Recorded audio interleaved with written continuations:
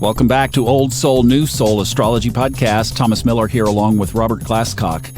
And you know, over the last, almost 50 episodes, Robert, that we've already put down, one of the things that has come through is through your style and interpretation of astrology, just how incredibly accurate this craft can be. And yet, and we talked about this to a degree a couple of episodes back with Chet's question about pseudoscience. Astrology is like, it's not even real. Well, we answered that effectively, but what happens when maybe something that is predicted by a very good, well-meaning astrologer doesn't happen? Such a great question. Because astrology very often, Thomas, can be almost alarmingly accurate. I read for a man yesterday whom I've never met, and I did know that he sold cars for a living. That's all I knew. And I had looked at his horoscope before we did the session, of course, and I opened, because he had an incredible chart. I opened with this line. I said, I know that you sell cars, but have you ever thought about studying for real estate? And he said, you're messing with me. And I said, no, I'm not. And he said, I just started studying to take my real estate exam. All right. So automatically, that man is going to think that I'm psychic and that I can therefore predict everything that will ever happen to him and when. And of course, that's not true. You can't. Nobody can. And yet I think a lot of people expect astrology to be psychic. This is going to happen to you, and then that's going to happen to you, and so on.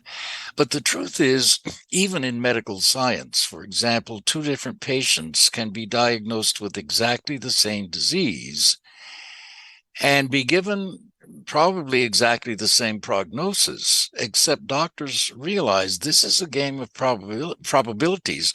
That this patient with multiple myeloma may in fact die within a couple of years. This patient may survive for a number of years.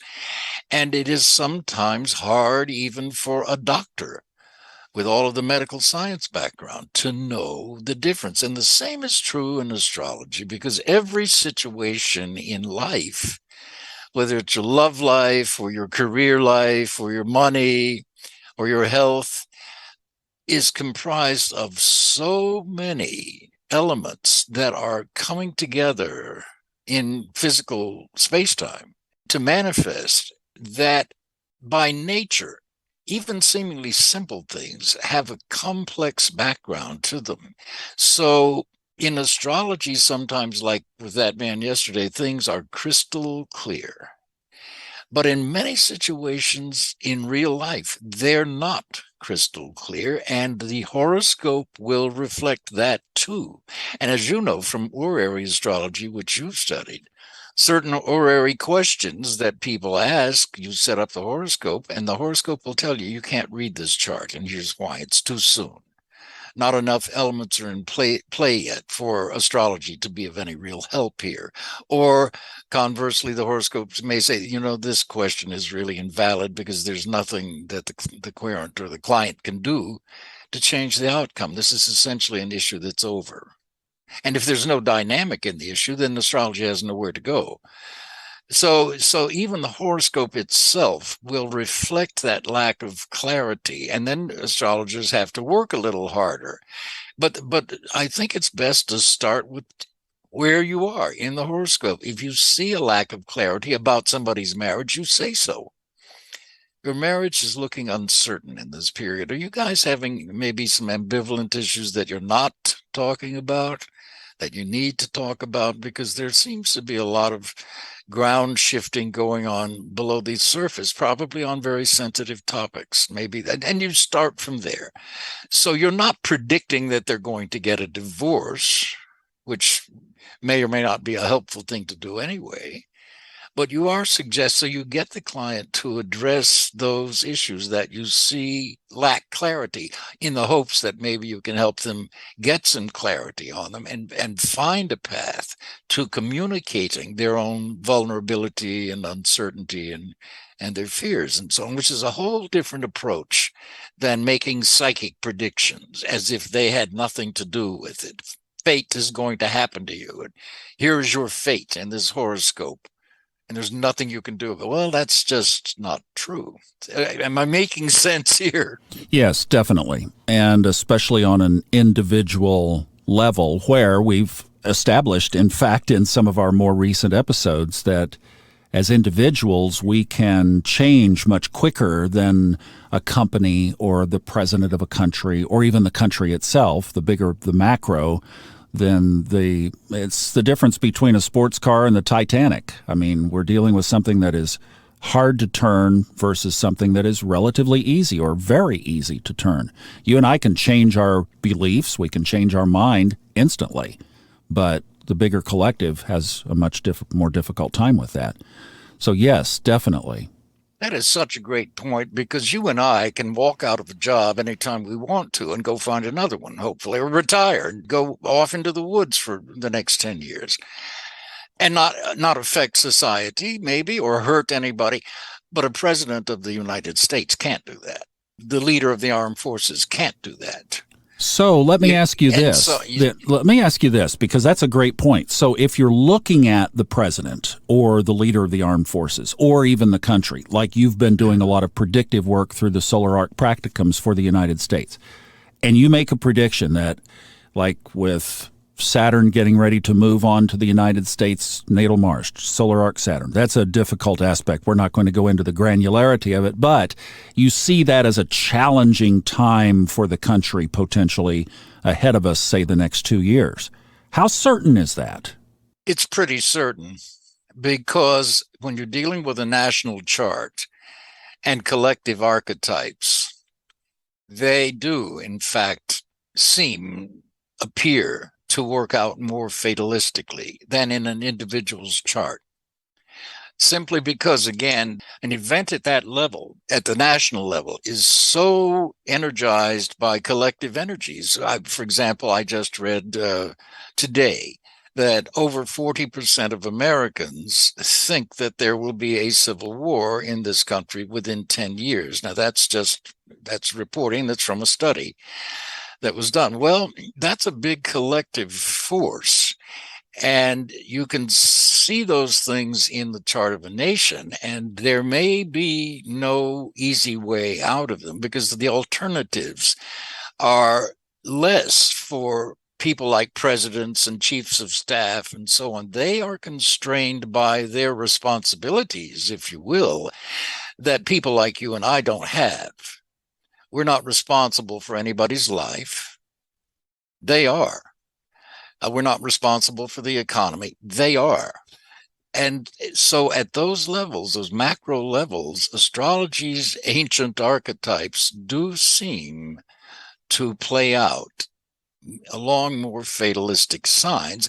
It's also important to remember always that every archetype in astrology, whether it's a so-called malefic or a benefic or an easy aspect or a hard aspect, every archetype in astrology has a positive side and a negative side.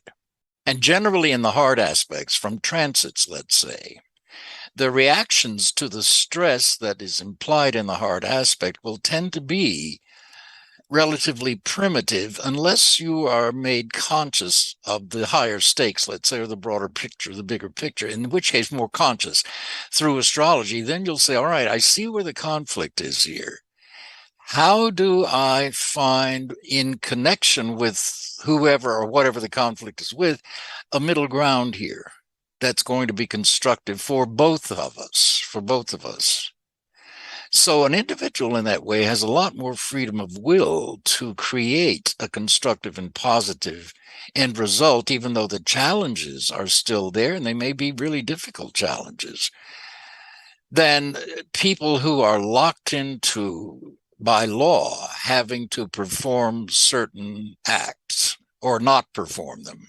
You see, is that, again, I'm checking in with you to make sure this is making sense. Yeah, it is definitely making sense. And so now let's hop back from the collective to the individual. Let's talk about individual interpretations again. And you're so darn good that I have to ask this qualifier question because I could imagine setting you up for this answer and you go, well, no, I never have that happen, Thomas. Do you ever sit with a client and suggest something is possible, or something like you said with the man and his real estate, and he goes, no, I've never had any interest in real estate? Does that ever happen? Absolutely, it happens. What do you do? It happens. Fine, I just move on. Now, what it tell with him, for example, the minute he said that, the minute he said you're messing with me because it was so accurate, I knew that everything else in his chart was going to be as clear and as readable as that was, because it told me he is, in fact, actualizing his own best self, certainly in this area. Now, we get into other areas of his life, maybe not, but in the area of career directions, the fact that he agreed, he said, my God, that's exactly what I'm doing. I'm studying to take my real estate exams.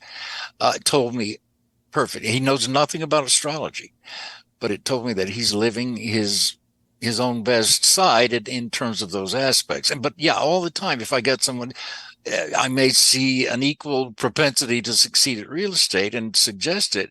I hate real estate, yada, yada. And they'll say that. And it's not that astrology can't be wrong or that I can't be wrong. I can be. But when that happens, I then get a little more focused on the horoscope, because it makes me wonder if that person has a negative self-worth, for example, that will unconsciously prevent them from ever attaining their natural inclinations and natural goals. And so I will begin to look for something like conflicts with the parents, or being born into a situation where you're expected to follow a certain career. And if you get out of line as far as conforming to that, then you suddenly will be shunned or punished or worse so that there's a risk in fulfilling your own happiness and your goals for some people. Or in some people's cases, the chart may show that they're very scattered, that they have trouble focusing on anything really, that their lives are full of maybe petty dramas and conflicts that really prevent them from focusing or doing the concentrated work necessarily to succeed along those lines. But you begin to explore, and maybe it's true, maybe they really do hate real estate. And it's that simple. Often, in fact, with real estate, I find myself saying, I said this to this man yesterday, people, for example, with real estate, think it's all about making the money. To me, it isn't. A really good real estate agent, once you've gotten the license, then all you have to do, you're basically looking to find, either for residential clients or commercial clients, the best environment for that family or individual or company to thrive at a price point that is within their budget and meets their other requests. So that means that you begin to show them listings that you think fit into their needs. And people know when they walk into a property within a few minutes whether they're interested in it or not. So you don't have to sell a thing. They sell themselves, but you're constantly servicing the security needs of that client. So it's an incredibly important and really emotional kind of job that you're doing, which is very Cancerian. So if you can look at real estate that way, it's almost a spiritual approach to it, or a metaphysical approach. You're trying to find an environment for people for some length of time to invest in which they can thrive. It's almost like feng shui on a higher level. So if sometimes people see it that way, I've had clients say, I never thought about real estate that way. I do like to do interior design. Well, it's the same thing in astrology. A faculty for being an interior designer can relate to, same with construction charts, that as this man's yesterday. indicated the construction business is another. Well, that's allied with real estate and so on. As this is a young guy. He's 32. He's right at this wonderful edge where he has all these dreams that were reflected in his chart, including about construction. And he's clear of that second Saturn return too, so he's free to move about the cabin. Exactly. He's been through that. So now it's a wonderful age to be, because this is where I think a lot of people really do commit to their career choice. And if they've found it by then, by the way, the man has only been selling cars. He came to California with, I think, $100 in his pocket. Wow. Are you kidding me? Wow. $100. Instantly found this job is incredible as a car salesman already. And this car dealership is opening up other branches and yada, yada, yada. So he's already proved to himself that he's a wonderful salesman. But the reason he is he's a Taurus. But and his moon is in Cancer. And because he is such a wonderful salesman, he can only sell really what he truly believes in. But boy, if he believes in it, he's got a sale, because he really cares. He really can, and he is an entrepreneur. So I was overjoyed to see these next years for this man, because he's going to build himself up from, nothing. And he's an Army veteran as well. So he had a fascinating, but again, this is trying to relate to this idea about when astrology is wrong. And sometimes I will be wrong, and I'll see things in a chart that the person absolutely detests or says, no, not a chance. And that can simply mean I've made a mistake, which we all can do. Usually I find when I probe a little deeper, I can point out why I said what I did, but kind of just what I did.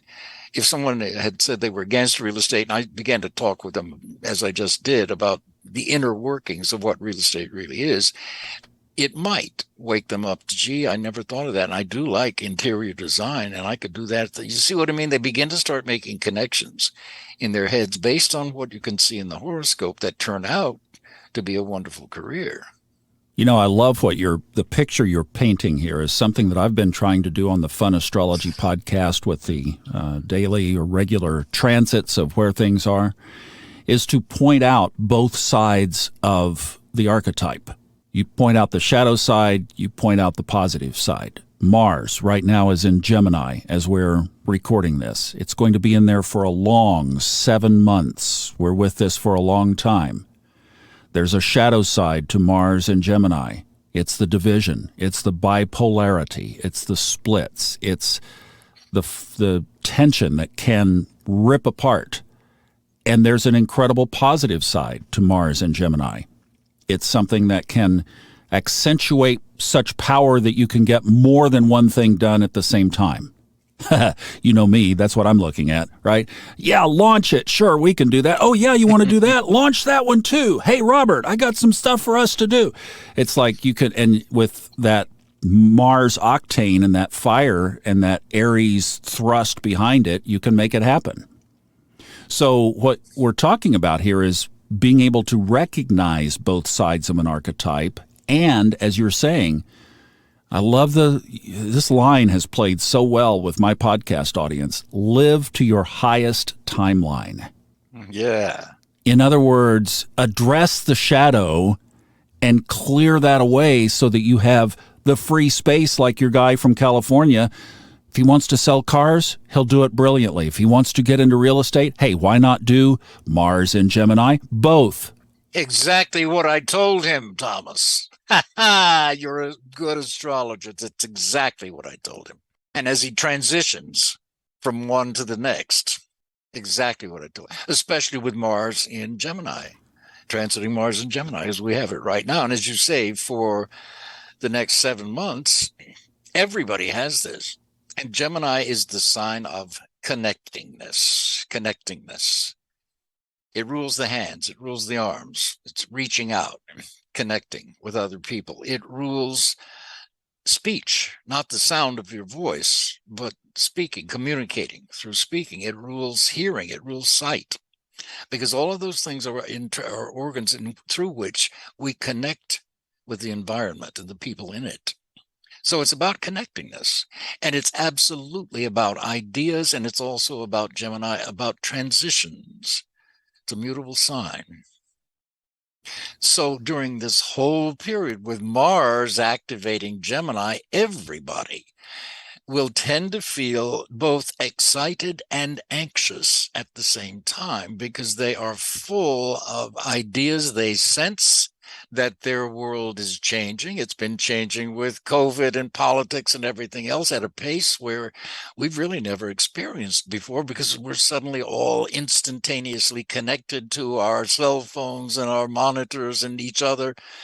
So it's all happening, what seems to be a faster race. And yet at the same time, everybody in some form or another is they're thinking ahead, and they're testing ideas out and possibilities out in their own heads. And ideally, they're talking with other people about them and investigate. These are all constructive actions, Mars, of actions that you can take. The negative side of all of this is to be angry and irritable and polarized and refuse to connect and refuse to communicate with certain types of people, and on and on and on, and to keep your life in a state of uproar.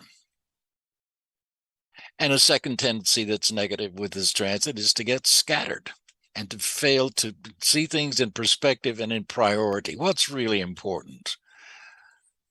Taking this $2,000 for 3 days in Las Vegas vacation, or paying off your car note. That kind of thing. Yeah, exactly. Well, this is great. So let's boil this down. My takeaway notes from this conversation.